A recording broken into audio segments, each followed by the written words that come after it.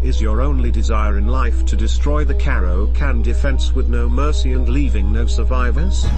Do you have no morals and are willing to use the most reprehensible and contemptible chess opening known to man? This opening is not for the weak of heart and has an extremely low play rate due to the fact that all who play it become possessed with an inner evil with no hope of return. Regardless, here is the abomination of an opening. We start off with a normal Caro-Kann opening, but instead of defending our pawn with another pawn or knight, we use our bishop. If they take the pawn, we take back with our bishop and have a slightly better position. But if they bring out their knight to attack our pawn, this is where we can unleash our inner evils.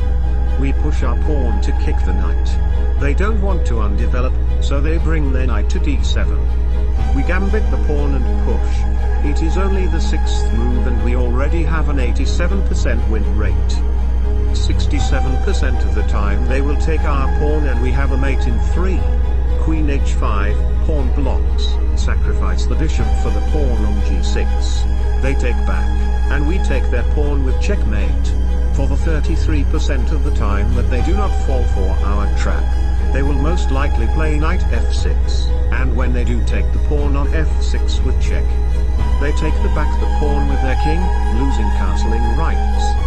From this position after we develop our knight by bringing it to f3, we still have a 73% win rate with our unrivaled space control, their terrible king safety, and their undeveloped pieces, and our win rate only grows if they play bishop g4 or pawn h6.